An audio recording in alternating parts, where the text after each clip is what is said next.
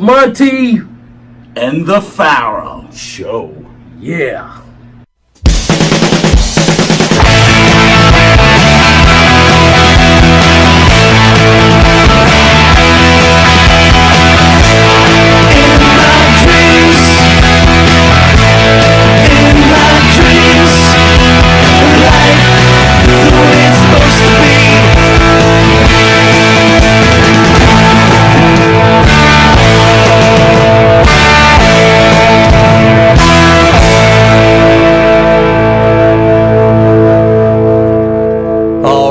Welcome back to Long Island's #1 pro wrestling broadcast. Monte and the Pharaoh, only seen here live out of Village Connection Radio in Huntington, New York. Live from Rockstar Studios. At the board is none other than studio owner, Mr. Jim Savelli. Jim, how are you, sir? What's up, buddy? I had to get up early today. I know, it's an early rise day, man. I've been going since 3 because I just couldn't sleep because to my right is none other than WWE Hall of Famer, Mr. Tony Atlas. Tony, how are you? I'm doing good. I'm the new Pharaoh.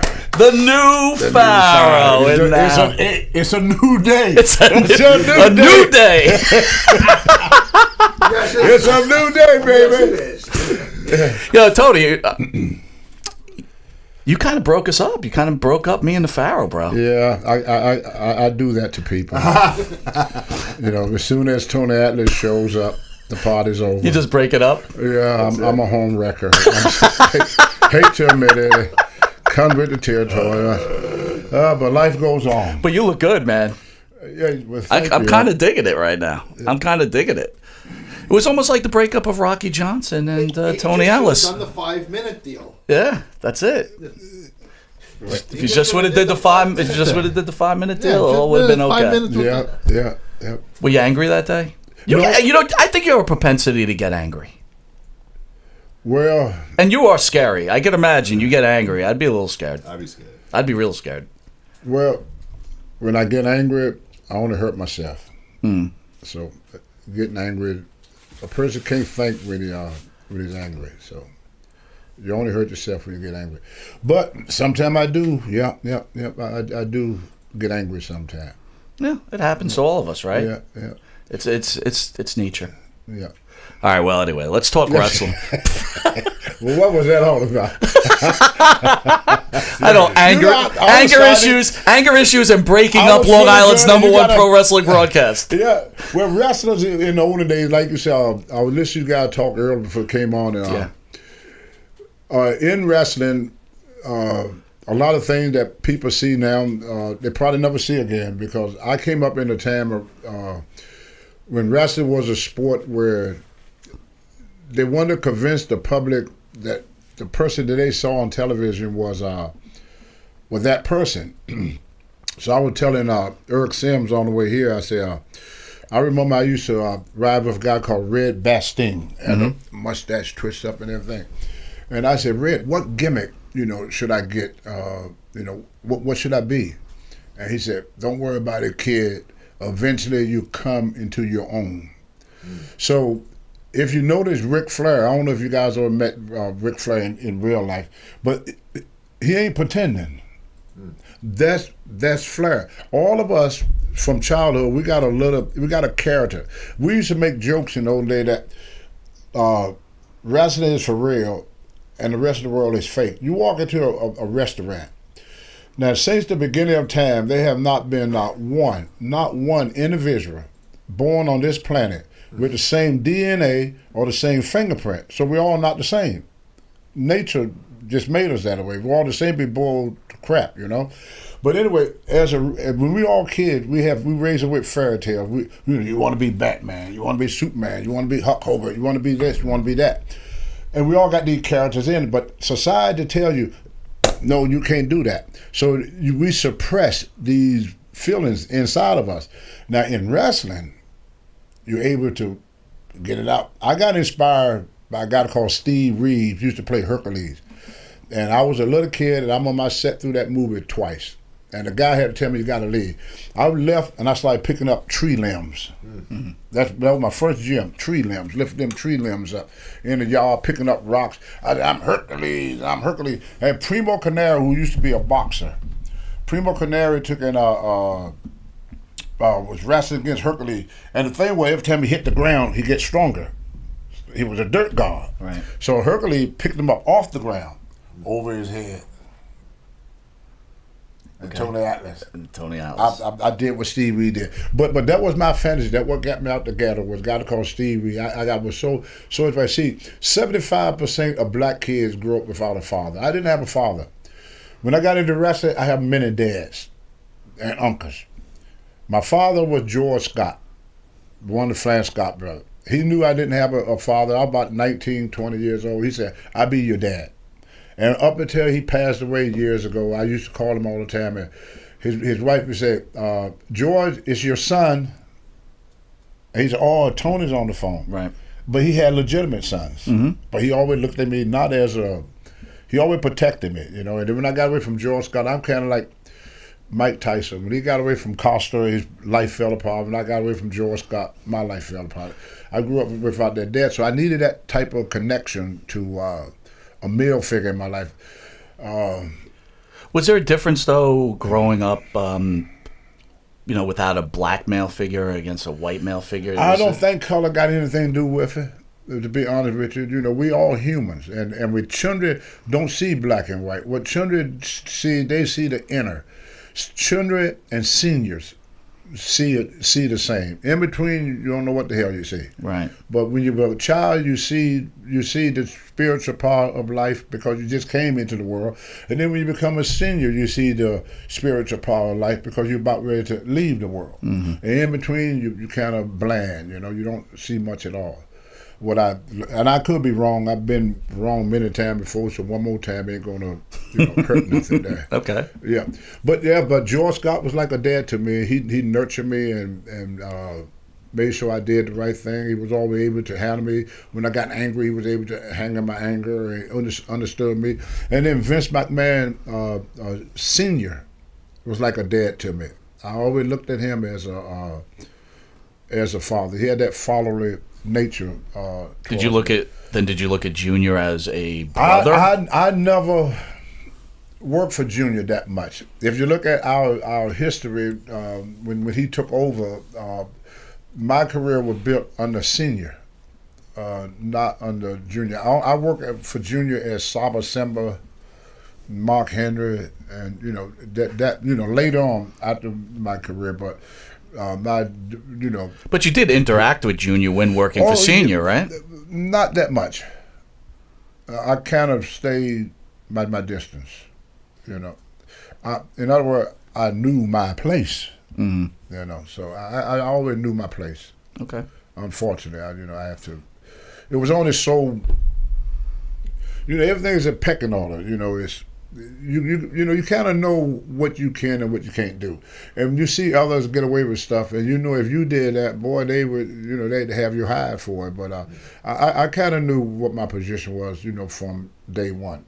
After like I say, after George Scott, he was my protector, but. After he, passed away, it was no longer because he worked for WWE as a booker for a while, and then when he left during the heyday too. Yeah, and he's the one that made Ric Flair, Ricky Steamboat. He was, he was the mastermind back in Mid Atlantic Championship Wrestling for many years. And Ric Flair was making $4,000 or $5,000 a week back in them days, $8,000 a week. And then I'm talking about the '70s. Yeah, sure. And that was in a small territory where they only had days of territory. Where they had North Carolina, South Carolina, and Virginia. So guys making good, real good money under George Scott. Then he came up here, but I don't know what the problem was. Then he went to Texas. Texas started to grow a little bit. Then he left Texas and left me in Texas, and then I went to Puerto Rico, then to Brody. And right. Yeah. Well, you made your rounds. Snowball effect. So since the last you on the show, unfortunately your wife came down sick. I was wondering if we could talk about your wife Monica a little bit. Yeah,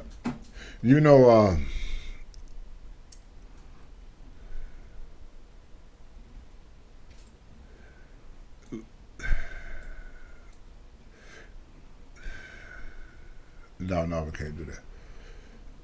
No. Okay. No problem. You got it.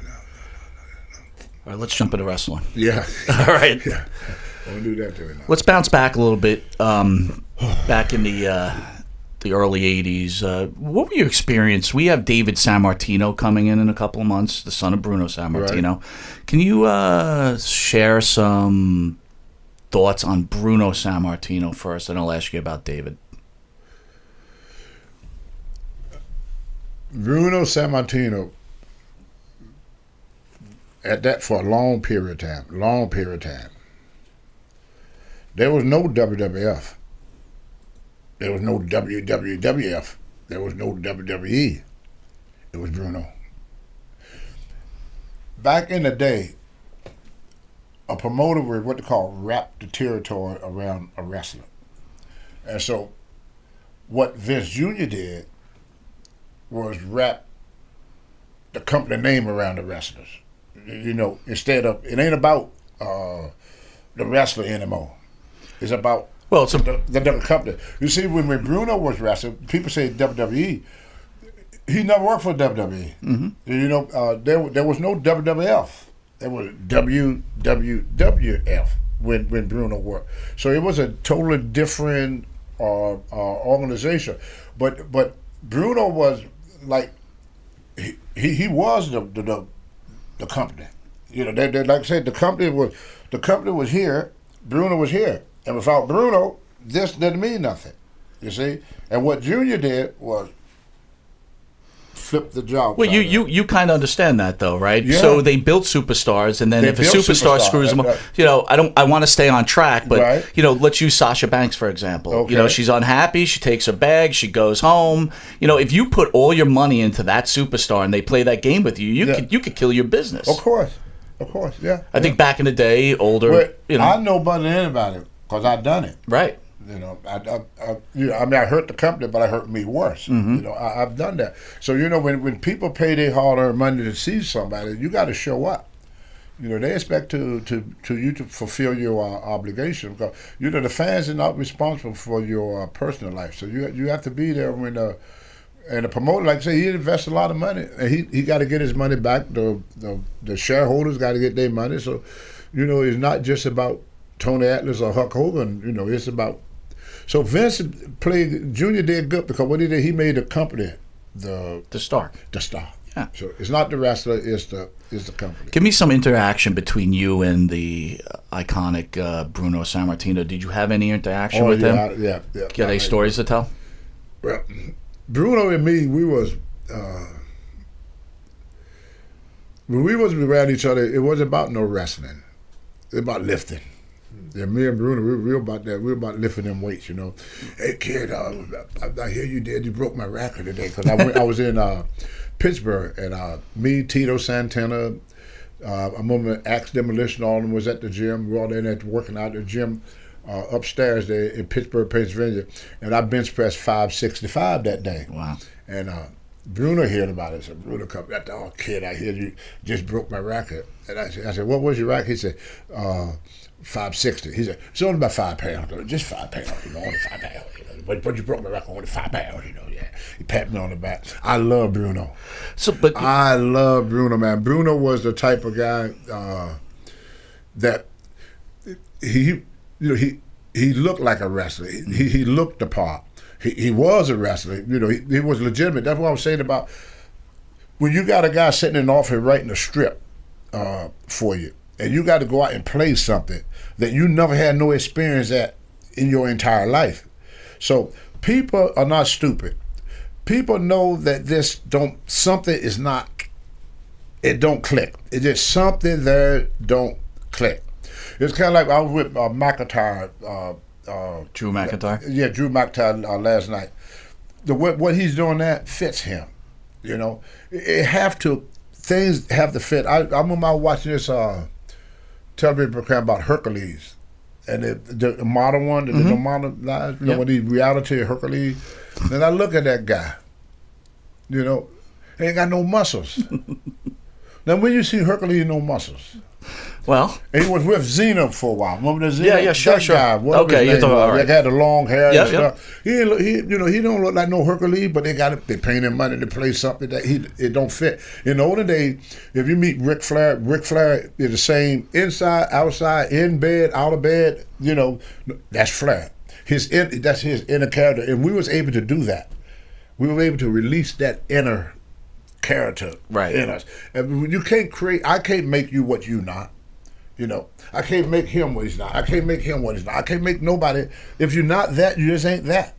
That's why when they put belts on certain people, I look. I say, "Come on now." I ain't gonna call no name, but come on now. go ahead. You could call some names. No, come on. Yeah, I ain't gonna do Should I that. call him for you? No, because Kofi Kingston? Well, if that, but Finn Balor? you rough. I could keep going. You rough. You rough on him, man.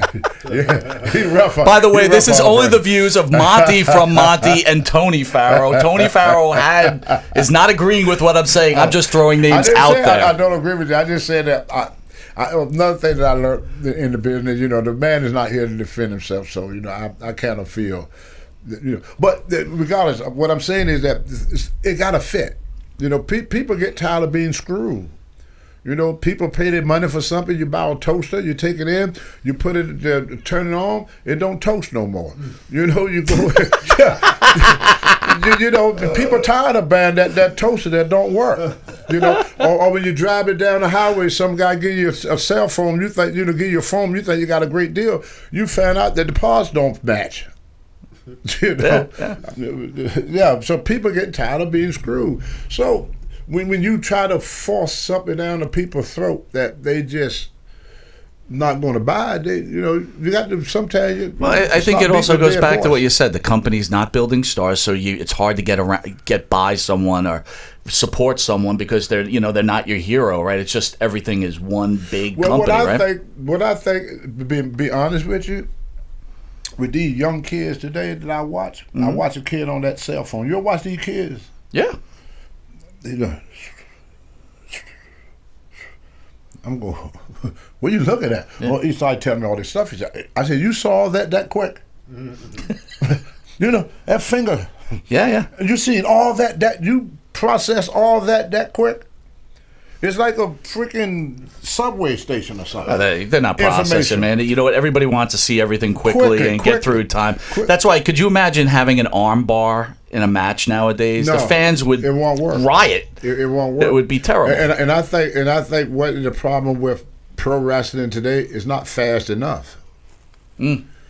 That's what I think. For this newer generation that I see, nothing is fast enough. All sports have the same problem, man. Baseball, football, right? Everybody wants to get in and out of everything they're doing. Instant. Everything is instant. So these kids, I work with a lot of kids, and they want to slow down. They really, really, really want to slow down. But what we did as parents, we did something that was never done to any child since the beginning of life, unless you were the son of a king or an empress. We had never, as grown-ups, walk up to a 3-year-old child in a restaurant or in a store or anywhere and say, "What do you want to eat?" Now, maybe it's just me. No. This person been on the earth 3 years. You've been on the earth 50 years. And you got to ask a 3-year-old to make a decision? So what we did, we forced the decision on these kids at a very, very young age. The brain ain't built to cultivate that away. And so by the time these kids get 20, they have to, they're in this. And they can't stop. They never get a chance of being, you should never let a kid make decisions. A kid want to feel protected. They want someone to look up for, a teacher. They don't want to teach themselves. We tell them, hey, look, I ain't got time to teach you. Tell me what you want. Well, do they listen? Well, why should they? I work with kids, and every child that I learned that I work with this, They want discipline. They want guidance. They're not getting it. They're getting no guidance. They're getting no discipline. They want to know how to. They don't want to be thrown into the ring at 3. See, we put them in the ring at 3. They want to hit that ring like we did around 18 or 19. But they want that protection and grown up first. You know, hey, this is a new world, Daddy. Where I go, what I do.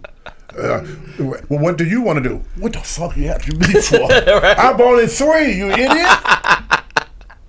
What the hell? We have gotten so bad at spoiling our kids that we don't realize the damage we're doing to them.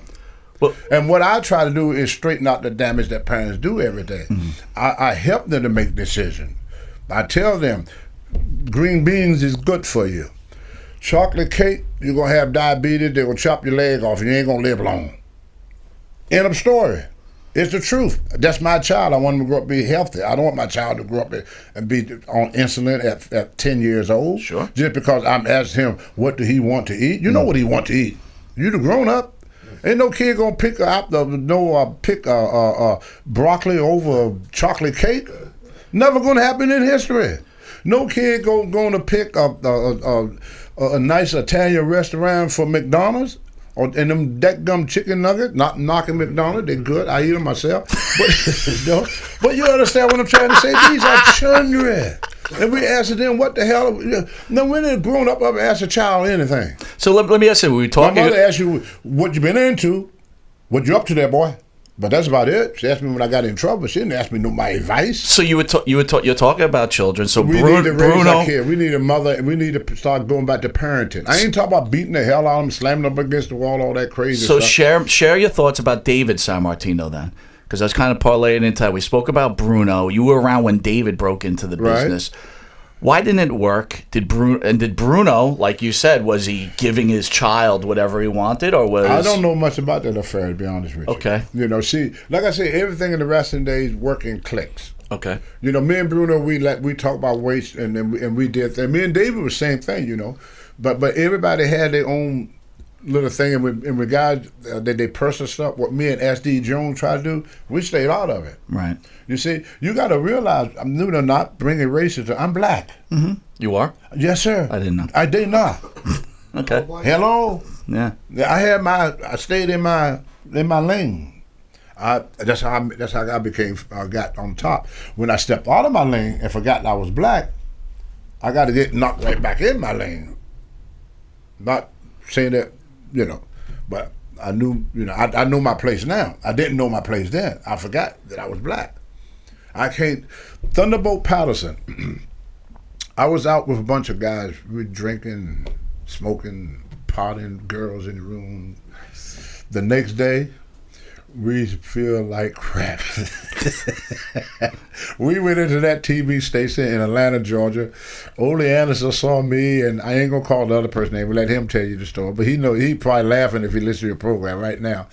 And we fell into that floor, and we, you know, smelled like crap because we ain't showered, we ain't been to bed, right? And we got to do a TV taping. And we walked through that door, and Ole had to throw us in the shower, try to sober us up and everything. So old time wrestler named Thunderbolt Patterson walked up to me and said, "Boy, I'm going to tell you something. You can't do what them white guys do now and keep your job." When I got fired for the WWE, I was doing the WWF then, the same thing. I was doing no worse. In fact, I did less. And the owner at that time said, "I have to make an example of you, of all the people." See? So I learned long time ago that people say, "No, it don't matter." Yeah, it does. Yeah, it does. Not to everybody, but in certain situations, it does, because it's just something about human nature. You know, it in all of us. You know, we got this certain human nature that we pull for one side more than we pull. If you're Democrat, you pull more for a Democrat, and then nobody on the Democrat side could do anything wrong, and everything that go wrong is the other guy's fault, and I got nothing to do with it, even though I'm working too. You know, I'm there. You know, I'm part of it, but I don't got nothing to do with it. Well, what the hell you doing there if you ain't got nothing to do nothing? You know, go home if you ain't got nothing. You know, if you ain't involved in nothing, what you there for?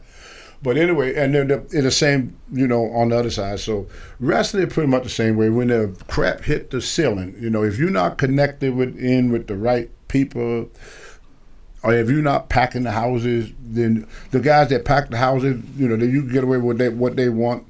The guy that don't pack the house, he ain't gonna get away with nothing, and so on. Yeah, but at that time, you and Johnson are tag team champions, which is, by the way, one of the most important matches in the history of wrestling. But if you look at all the matches during that time we had that belt that we had together, SD Joe told me something. He was laughing.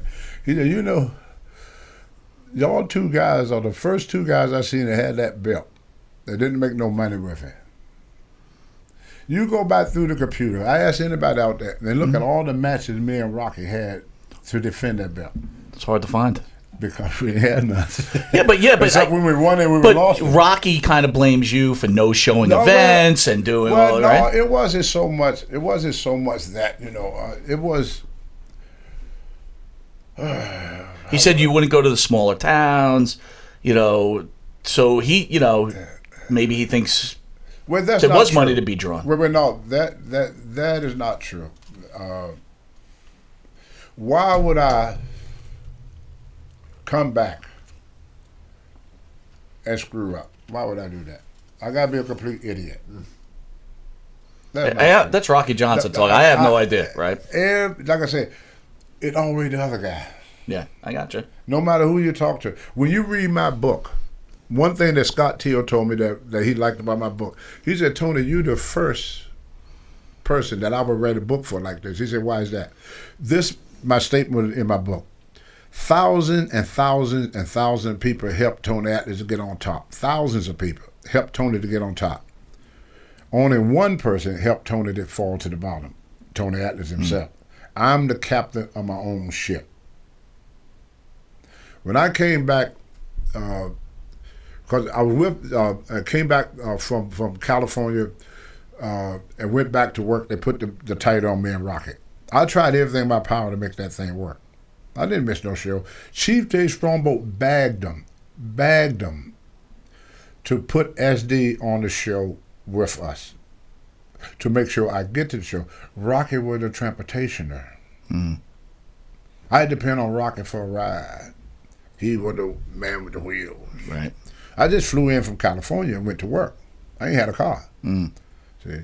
So everybody want to blame their mistakes on Tony Atlas. It's easy to blame somebody else for a decision you make. I take full responsibility for everything I ever did, but I'm not going to own up to something that I didn't do. No, I didn't miss any shows. They got records, You look it all up on the computer. Everything's on the computer. If I didn't miss a show, how come my name's there? If I wasn't there. That's a good point. That's right. They got records of all this stuff, man. You can get out and tell all the lies you want today. But they got a thing out here today with what is good about the internet called fact checks. So when you get these guys out here and they start flapping them gums about this and flapping them gums about that, somebody told me that Ric Flair said he was in Puerto Rico when Bruiser Brody was dead. Well, if he was, he'd be ashamed of himself because nobody seen him. He was in hiding. Right. Nobody on that car seen him. I didn't see him. I was there. Dutch Mantell didn't see him. How the hell you going to be there? Who was he wrestling for? Was he wrestling for Carlos? See, that's what guys do. What's his name? What was the guy name? Dang it. I'm getting old. Shoot. Magdal Vachon. Okay. Magdal Vachon said, if a story is worth telling, it's worth embellishing. Yeah.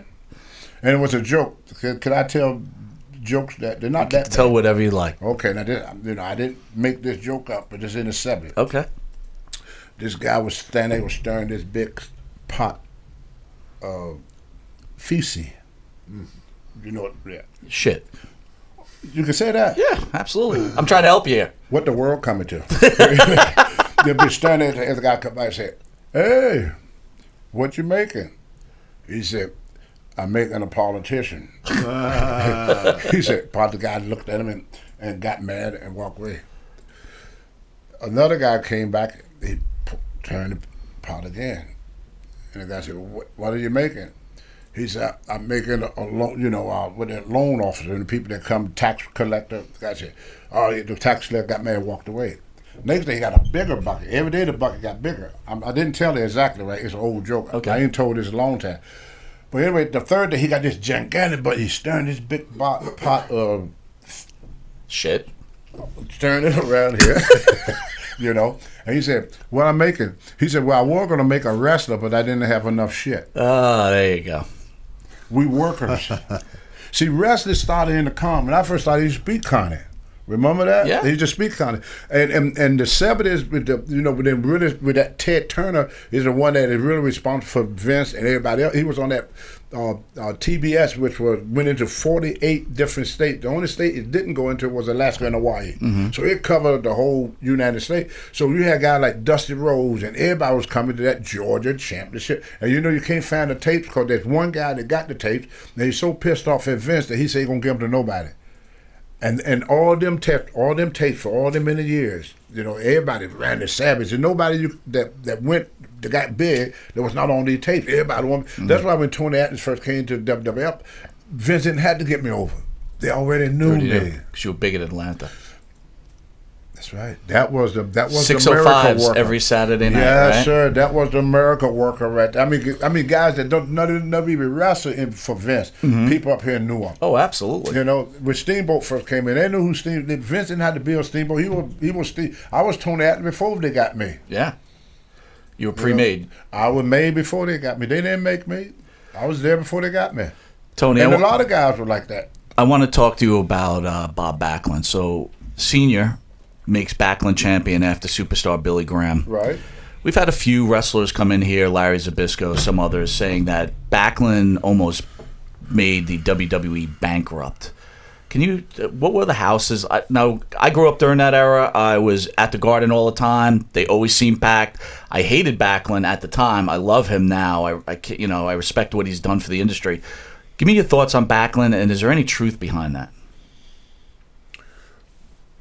They were trying to make a heel a babyface. It ain't Backlund's fault. They let him be Backlund at the end of his career. What a difference. Yeah. What a freaking difference.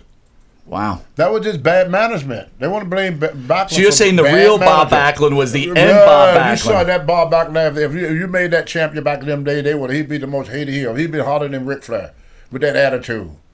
See, people was tired of good. Vince got rid of, if you notice, Vince Jr. got rid of two things. I mean, one of the things he got rid of was baby faces. There's no more good in baby face. If John Cena talked in the 70s the way he talked now, he'd be a heel. Right.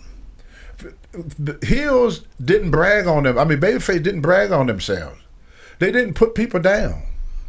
The world have changed. See, Backlund became champion, but unfortunately for him, they had him trying to play. He's calling him Howdy Doody because people were tired. Look at Terminator. Look at what we watch on TV. Look at what interests us. If it ain't got sex or violence to it, we don't want to see it. And Backlund he represented that era of the 50s and the 60s. He'd be great when the world calmed down, but right now the world want to kick ass and take names. And Backlund came in as a guy who wanted to calm things. Even when I was watching when President Obama was president, well, everybody that didn't like him told me, he's too nice. Now, when can you be too freaking nice? Yeah. You understand what I'm saying? Nobody want to see nicey no more. They want us to see kick your butt, I slap you upside the head. So is there truth, though, that he was, the WWE was a lot of problems with him as champion, or that he just had a I didn't see any. I just figured that he was not, he could never be. They want him to be this smiley guy, and the fan wouldn't pick it up. Got nothing with Backlund. They pushed that envelope. See, when you put a wrestler out there, you let him do and if you see that what he's doing is not working, one of the problems that I always find that was different working up north than working down south. Yeah. Okay, Georgia Championship Wrestling. I go in the ring. I'm not getting over. Only answer. Tony Atlas, that was the drizzling shits. Jimmy Crockett, Mid-Atlantic. I go in, the match didn't go good. Tony, don't do that no more. That's not good. Vince McMahon, match is good. But match is horrible. Senior, junior, we're talking? Both. Okay. Nothing. Not a damn word. So you don't even know how you're doing. You never know. So then why did Senior stick with Backlund? Nobody know because they wouldn't tell you what was wrong. You don't know if you're screwing up or not. They want, you don't know. When I work for the territory, if you did something wrong, they tell you. They don't tell you. You don't know until you're gone. That's when you know. Then you find out, right? Boy, I screwed up somewhere. Where did that come from? Yeah, it's out of thin air, Do you think part of the reason is back in the NWA, AWA, that type of thing, and I guess someone your size, if you wanted in your time, let me correct this first. I'm sorry. It's fine. I don't mean to be rude. No, you're not. But your show. You got to realize that. No, I wish it was my show. You got to realize Tony Pharaoh, baby. Hey, there we go, baby. Monte of the Pharaoh. Where the WWF is what I'm talking about, not so much the the WWF too, but not the WWE. Because they've been change of commands in. The WWE. It was on there. Everything came from one person through what you call the booker. So the boss would tell the booker, then the booker would tell you, but up there, not even the booker tell you. You see what I'm saying? So there was no, you would get told you was doing great. Love having you here. Greatest thing we ever seen. Then you get home, your service no longer needed. What? Yeah, because they send you home for that little vacation, that little 2 days off thing, And the letter is there.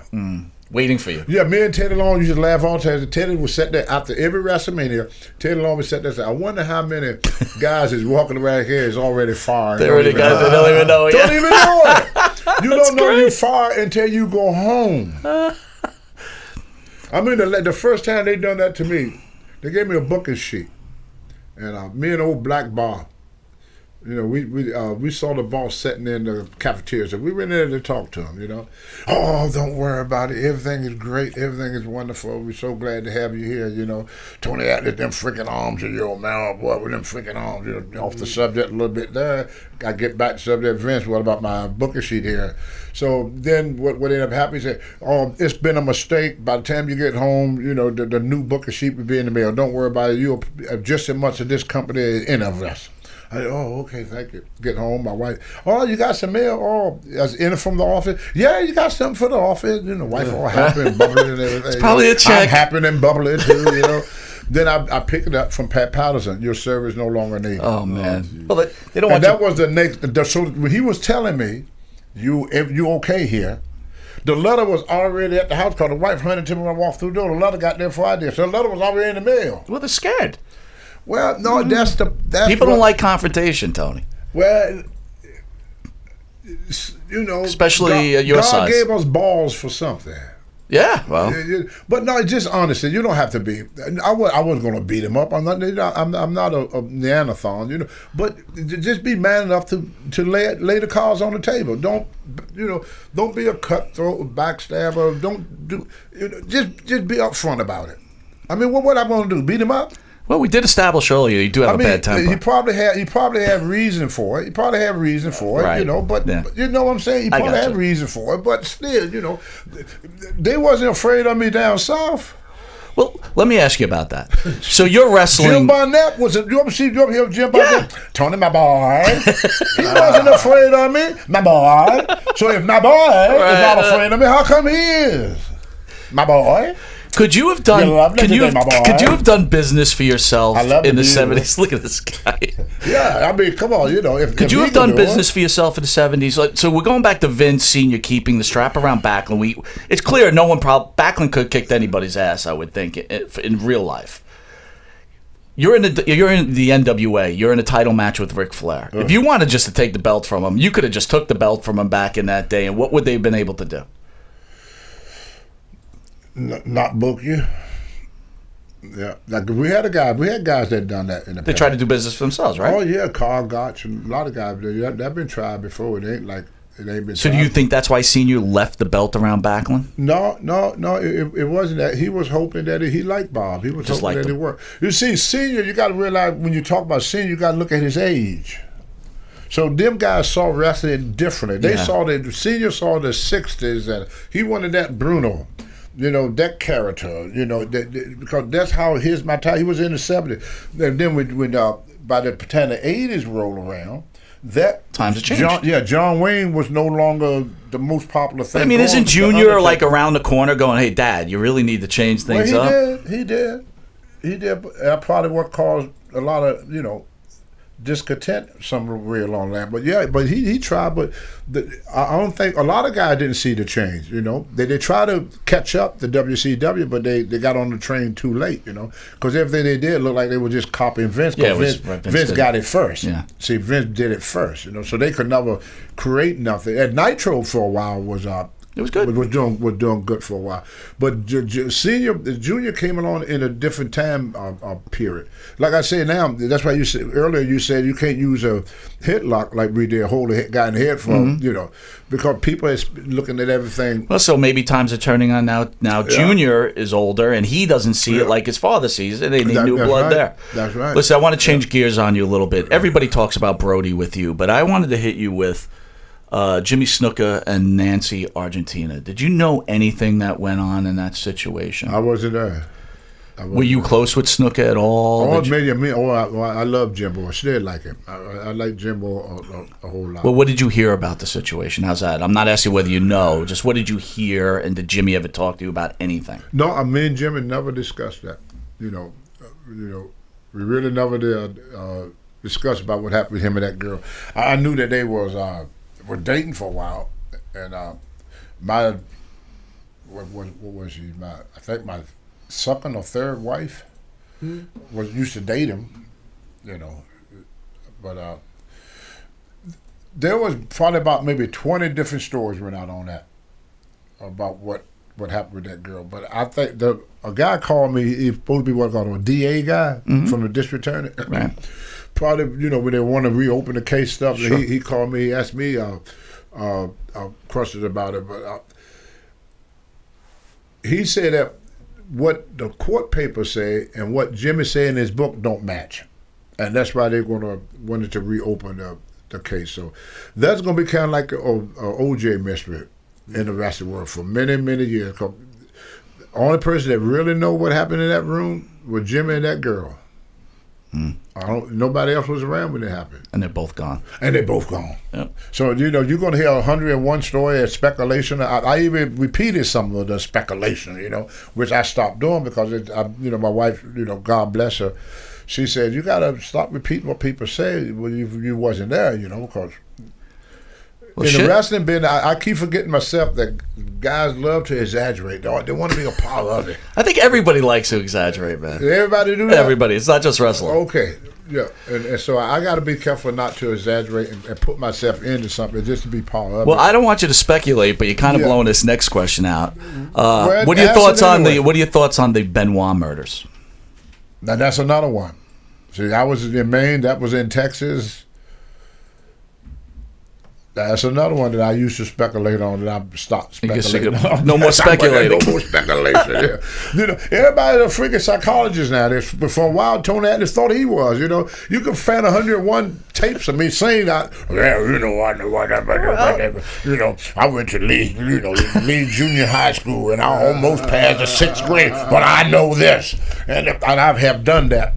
I have done that, and I got to stop doing that. So no more speculating. No more speculating. I mean, right now I won't, but tomorrow I'll probably speculate again. Well, but as Tony Pharaoh, you're not speculating. No, Tony Pharaoh don't speculate. All right, that's all I want to know. You heard it here. Not the Pharaoh, baby. Look, he's got the Pharaoh. Oh, nice. I like that.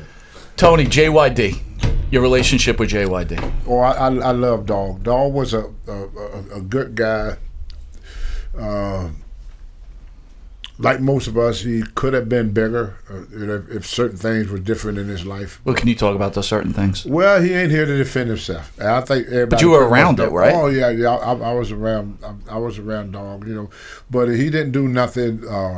Nobody else did. It was certain things going on in the business that a lot of guys should have stayed away from, and they didn't. And I think if he had stayed, let's put it like sober, put it out, I think his career could have been much greater. You know, he had a great talent. He was over. I mean, it didn't take much for Vince to push him to the top. I mean, he just walked in, and you know, but they knew him from previous stuff from that. You know, that TV that on TBS, but I think that if he had stayed up, you know, more sober, then I think. Could you see it creeping in on him to that kind of level?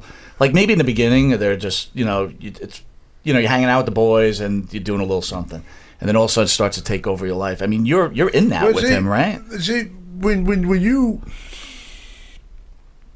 don't say nothing, people don't think they're doing anything wrong. If he had done that with Bill Watts, Bill would have said something. You understand what I'm saying? Right, yeah. He didn't know he was doing anything wrong. Nobody was saying nothing to him. There was no threat. There was no nothing. Bill Watts would say, if you don't cut that shit out, I'm going to fire your ass. Bill Watts would have been all over his ass. Ole Anderson would have been all over him. The Crockett would have been all over him. Barnett would have been all over him. But Vince? They don't tell you nothing. That's where guys get in trouble. They don't know they're doing anything wrong. Right. You know, come tell the person. You know, don't let a guy stand there. You see a guy drowning and you stand there. Well, you got in there by yourself. You get out of it by yourself. Now, I'm like I say, it might have changed. I'm not talking about the company now because I'm not there anymore. I only talk about the company from 2010 back. So what happened in the last 9 years, I ain't got a clue. But from 2010 back, it's the same thing. They won't tell you when you do something wrong. You don't know you screwed up till you get home and find out until you get fired. That's when you find out you screwed up. How didn't you? He's your friend. Why don't you tell him he's doing something wrong? You can't. It's tough questions here, Tom. But no, it's not tough. But what is you can't because they ain't gonna listen to you. You don't write the check. We are individual. We're not friends. We are business associates. Like Junkyard Dog is McDonald's, Tony Atlas is Burger King, Hulk Hogan is Wendy. You individual employee. You're not like on a football team. Now, even a team, but you guys are traveling together. Individual companies. Burger King, McDonald's on the same street too. Hello. I got you. But same. They in it for themselves. So if I'm reading it, it's like every man for himself. Every man, and you know, if you fall off the mountain, good for you. I'm on top. But see you later. Okay. When I got a broke, I knew more millionaires than Rockefeller and couldn't bum a quarter. Brody laid on the floor. The Klondike Bill told me, said, kid, when you first started this bit, if you have one friend when you finish, consider yourself lucky. Wow. Bagdog Vachon said, rest is a dog, eat dog business, got to get your bite out of it. George Scott, you said, kid, you got to take care of yourself because if you don't, nobody else will. You every man, if it's Tony Atlas is not a person. The person is Anthony White. That's the person. My company, my corporation is Tony Atlas. That's a company. Irk Sim don't hire Anthony White. He can't make money with Anthony White. He come to my company, which is me. I'm the company. Gotcha. My name is the company. Yep. That's it. It's the name. I made a name that you can make a couple of bucks on, you know, enough to get a cup of coffee and a sandwich. But at least I get a cup of coffee and a sandwich. That's my name. Okay? Bottom line. But the whole thing is, you create this company. Hulk Hogan is a company. It's like President Trump. The name Trump. That's a company. It's not. It's no long. It's not a person. You have to disconnect the business part from the, the person part. The person is the founder, and like I'm the founder, and how do I want to put it? I'm not as smart as you guys are. I'm the founder and owner. CEO. Yeah, CDO of Tony Atlas Incorporated. Gotcha. That's wrestling, and I wish that I had learned that 30 years ago. Yeah. I learned it afterward. You know, I always learn things late, but it's better late than never, you know. But now I know what the game is all about, and now that I know these things, I'm no longer a participant. Kind of like playing football for your whole life, and the guy tried to teach you the plays, and then finally your career is over, and then years and years later, when all your youth are gone, you finally learn them college plays. Yeah. Well, this is. But you can't get on the field now. I know the plays now, Coach. Gotcha. But I can't get on the field no more. That's what I learned about. They not. People always say, all you wrestlers are friends. We become friends afterwards. When we in the battle, it's making money, right? But even it's like that out here from when I have learned, because people have told me certain things that other wrestlers have said about me, because they want to be booked by you, not me. So if they could cut another guy out of a book, and they still would do that, even out here, because every man is in it for himself. Nobody is doing it for no one else. And everybody with the WWE, if one can move one out so they can move themselves in, they're doing the Chief J Strongbow try to drive that into my head so many times I don't know what to do. Chief pulled his hair out trying to tell me. Right. He said, kid, they don't care nothing about you. He said, you going to fight for them. Because they would come and complain to me. They said, hey, will you say something to him for me, Tony? Will you talk to Vince for me? Almost like setting you up. Yeah, what they got to lose? Vince don't told me they was fired. Yeah. They were already walking out the door, but on their way out the door. It's kind of like you're in the ocean, and you're on the way out the door. Yeah, they want to drag you down. Yeah, trying to get themselves out, but at the same time, they drowning you. Yeah, sure. Yeah. Could you have done more in the Brody situation? Looking back, could you have done something different? No, that happened in a second. That happened in like a second. I mean, it was a second. It happened. Nobody saw it coming. Brody was a pretty smart man. There was no way they would have got to him that way if he had thought for 1 minute that something was wrong. There was no indication nowhere. The only indication, looking back, was he was left at the hotel. Now, why would you leave Brody at the hotel? But at that time, who would have thought that they left him at the hotel to kill him? I mean, nobody was saying, hey, to go, you know. Now, if he was probably in a member of a gang, or if he had trouble with another gang, of course, yeah, you would think something's up because it's not regular procedure. But in wrestling, you never thought that a murder plot is getting ready to go down. Right.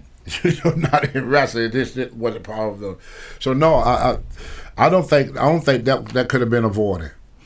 Because he walked right into it. Especially his murderer rode with him the night before. They was in his car to go the night before. Because the guy said, why didn't you do it out there? Do it there. Right. But it just the way it was all set up was like to send a message. If you mess, I don't know, it's hard to psychoanalyze it, but it was a matter of seconds. All right, I'm going to name a few wrestlers' names. We've got about 5 minutes. Just give me your thoughts on them. Dr. D. David Schultz. All that I remember him about, I would say maybe the best story about Dr. David, what everybody knows, is him slapping that newscaster guy. Right. I mean, he slapped the living concrete. He slapped that motherfucker. It cost him his career. Yeah. But it go to show, Dr. David Schultz, he's an example to other wrestlers. Don't slap anybody. No, the days of manhood is gone. You can't be a real man no more. You gotta follow the rules, baby. See, back in the olden days, I got stories about I go into bars. We used to pick fights in bars just to beat them up, just so we get our news. That was publicity. Yeah, but that was a big chance. You got your ass kicked. You were done in that territory, right? That's a big chance. That's a big gamble, right? Well, the guys that did it wasn't worrying about that. Right. I mean, Harley Race, he didn't worry about that. Harley Race had a 6-inch punch. If he tagged you, you're gone. Bro. You're done. You're done. You're done. I see him do it many times. But you were a fighter too. You couldn't take on Race. You think you could have beat him? I wasn't much of a fighter. I was just incredibly freaking strong. If I got my hand on you, I just pick a spot to lay your ass. I would. I could, in my younger days, I'm not bragging, but it's the honest God truth. If I grab you as big as you were, I'd throw you over in that freaking corner. I believe it. And when you come out that corner, you won't be messing with me no more. Right. I'll tell you a true story. This is a true story. It happened twice to him. To a football player, the Pittsburgh Steelers, Them guys. Okay. First of all, Bruno beat up a bunch of them. You hear about that? I never heard about that. Yeah, Bruno, and then in the dressing room. They came back in the dressing room. They were talking stuff to Bruno. You heard about it, right? And Bruno beat that. Bruno Sammartino beat up about two of them. And the third one, Sheik came in. Sheik came in and helped him. And they three of them jumped on Bruno. And Sheik and Bruno beat three of them in the freaking dressing room. The Sheik was suplexing the fuck out of them. Yeah, Bruno was a tough SOB. And then I got into it with, if SD Jones were here, he'd be the only one who could be my witness. And we had a club we used to go to, this in Pittsburgh too. Mm-hmm. And the guy got to talk about fake racist stuff, and I rolled up from my seat, I grabbed him by his belt, picked him up on my head, walked him over, because we was upstairs. So there's like a balcony thing, and the dance floor down below. And I was going to throw him down. I wasn't going to do it, but I held him over to the dance floor just like this, and then everybody thought I was going to throw him over. Wow. Yeah, man. I was strong as shit, brother. I was so freaking. I used to take 500 pounds, and I do it 5 times, set for a minute, 5 more times. Scott Epstein used to book me in the park with Dan Lurie. Okay. Put 500 pounds on the bar, and every time somebody come in the store, I do it for 5 times. That's how strong I was. Wow. Hogan was 340 pounds. Brody was Bundy was 460. If I got my hands on you, you would fly, bro. I didn't give a shit how good you could fight. Just don't let me get a hold of you. Damn straight. And I was quick too. I was real fast. Well, look at you now. How old are you right now?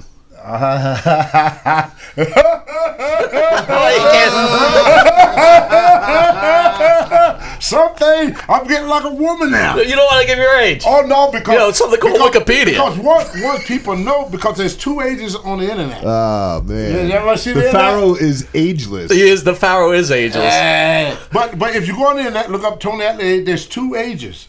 One is 65, one is 75. But I have never admit to neither one of them.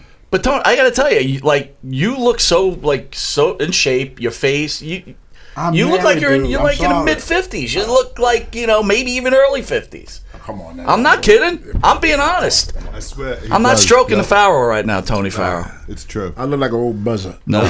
All right, Tommy Wildfire Rich. Love him to death. I got a lot of. He broke my neck though. Now there's the funny story. That's a funny story. We were driving back one night, and Tommy had this bad habit. If you sitting behind him in a car, he would turn all the freaking way around and looking at you going down the highway. And he used to do that all the freaking time. This one time on them crooked roads up in Ohio, he'd done that crazy stuff. And he went up. He always told me the same thing. Relax, I got it. But this one time he did it. It's always that one time. Y'all do it twice to learn your lesson. You only need once now. We went off the side of the road. Now there's a lot of people involved in this story. We went off the side of the road. The car flipped over.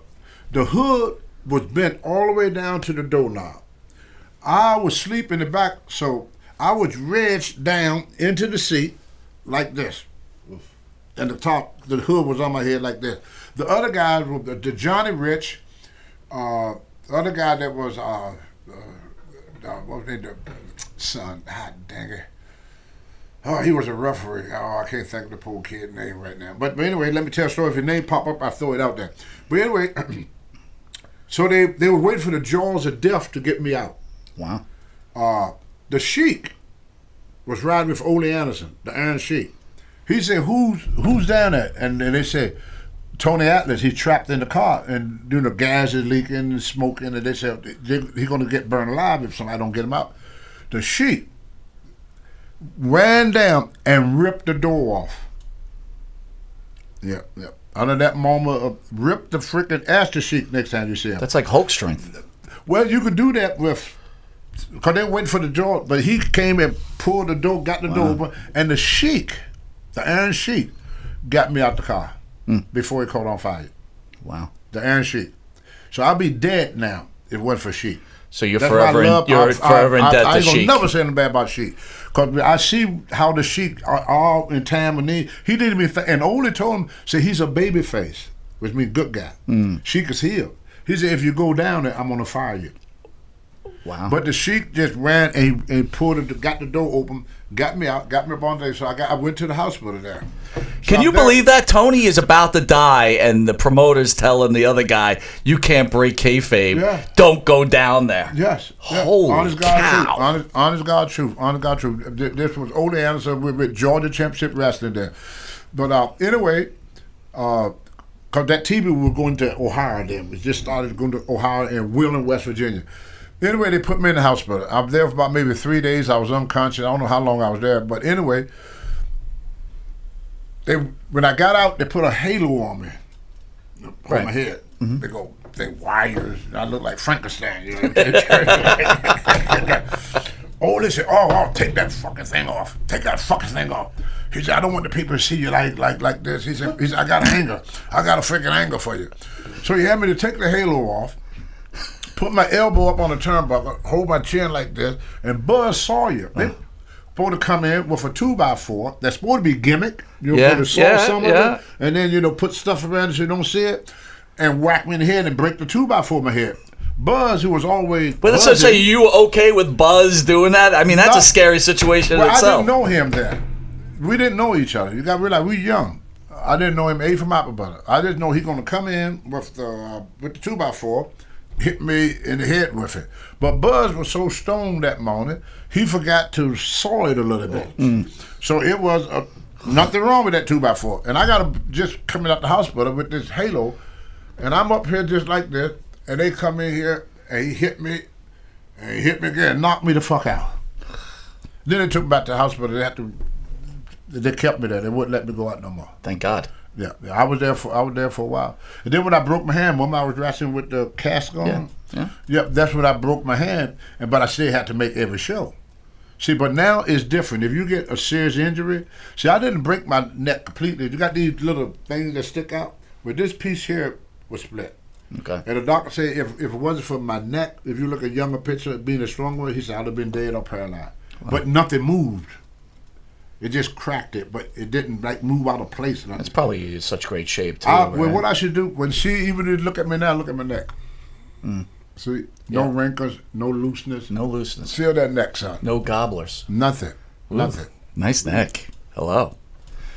Oh my. That's a nice neck there, What's the Tony. World Cup? Yeah, but most guys my age, they got looseness. Somewhere. No, yeah, sure. Yeah, but I work it every day because I broke it that time. Yeah. But dude, you don't have looseness on you at all. All right, one more name, and then we got the ESS, and then we're going to reveal Tony's artwork.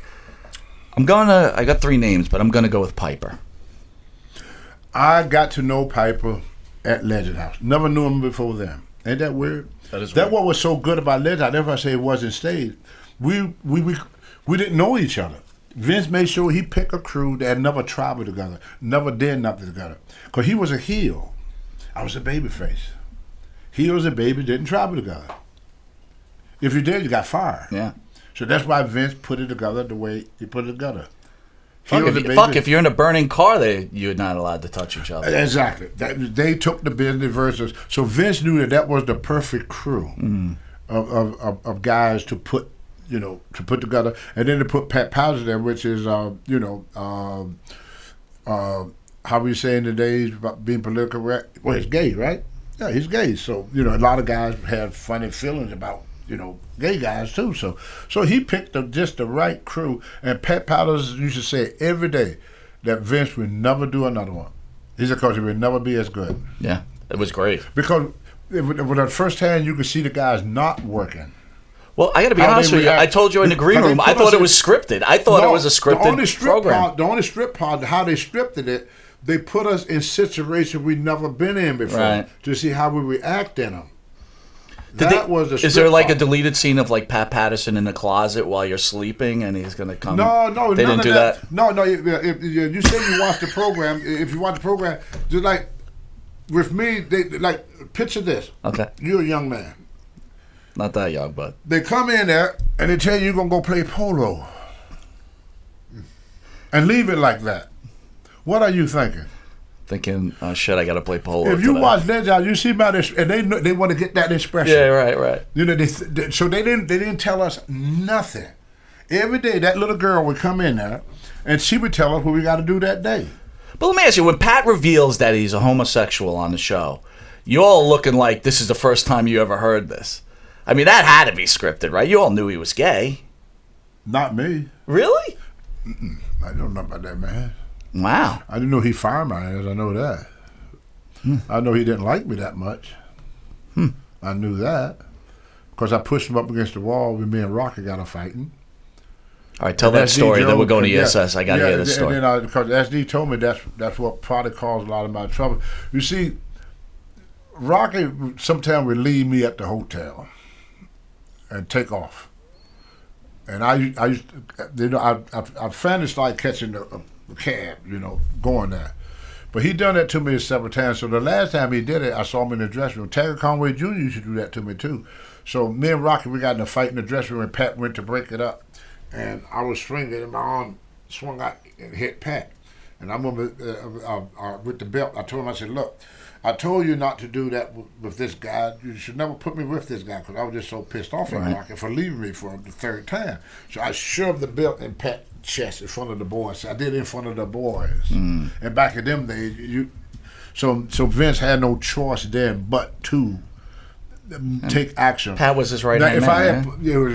He's the top guy, and then I shoving the belts, and all the rest are sitting there looking at us. So that didn't go over too well with Vince. Like I said, I could have done it in a different way, but I was just so freaking angry at the time. I didn't stop to think, and so I know he was greatly responsible for letting me downfall. Because me and Vince, we never really had no problem. I like Vince. Yeah. I like Vince a lot, man. I like that guy a lot, man. We never had, but he told me Vince got a tendency.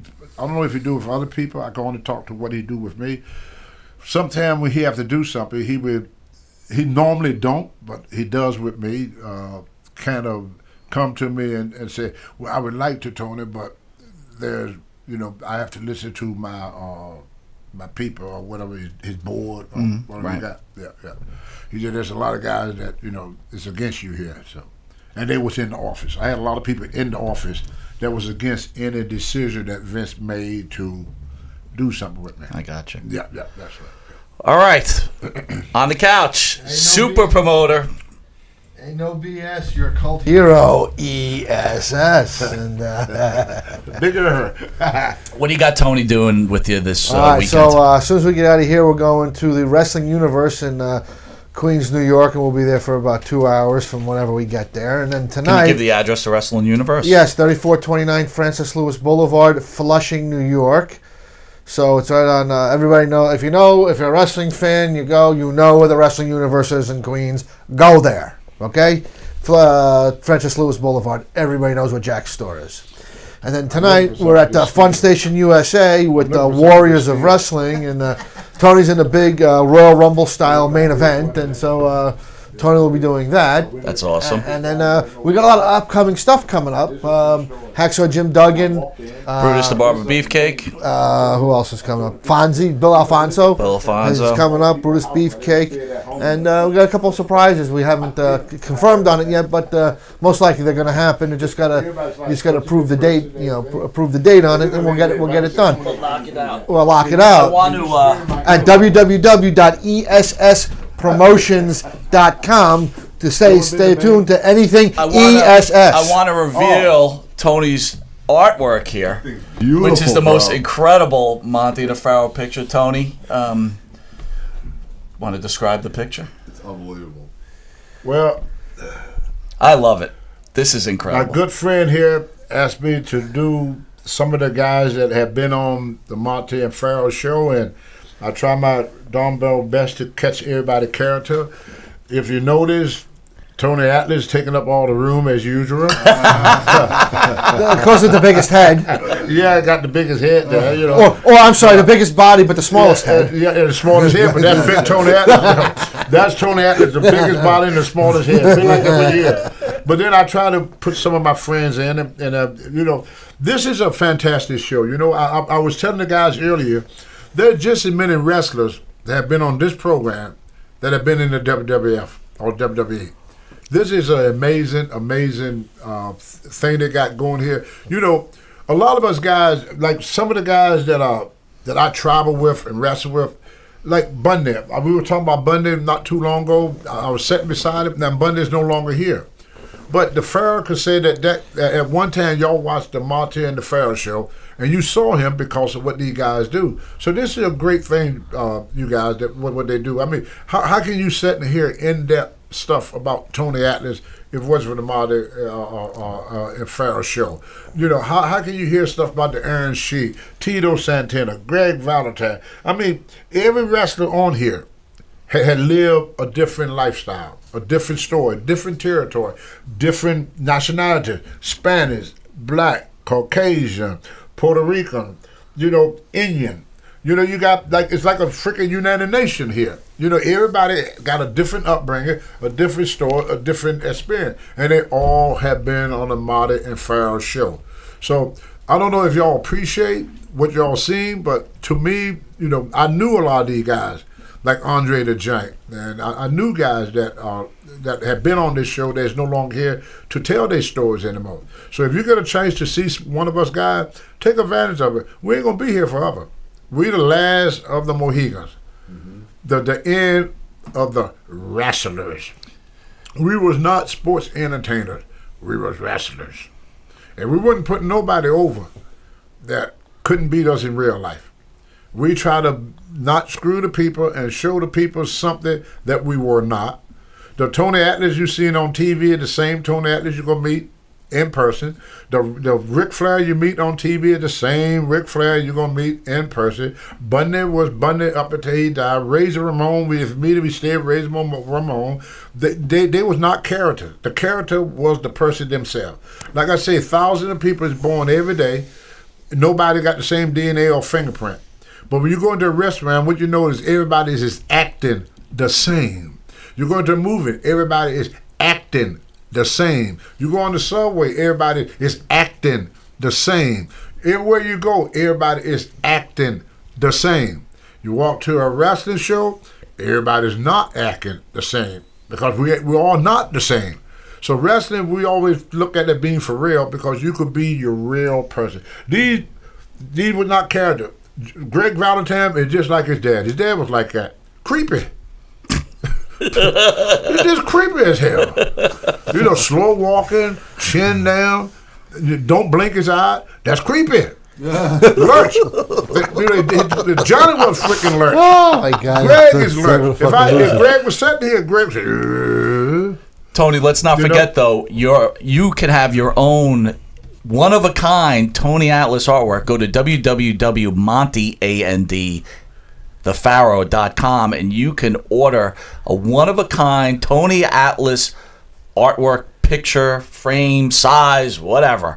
It's incredible. Don't miss this opportunity. That's sharp. Tony, I want to thank you right, once again, as always. It's been my honor, sir, to have you on the program.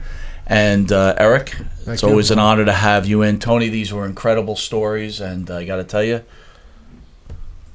you look good in those sunglasses, my friend. All right, catch us this coming Thursday, 8:05 to 9 p.m. on Long Island's #1 pro wrestling broadcast. Monte the Pharaoh, only seen here live from Rockstar Studios at Village Connection Radio. Until then, we'll see you soon.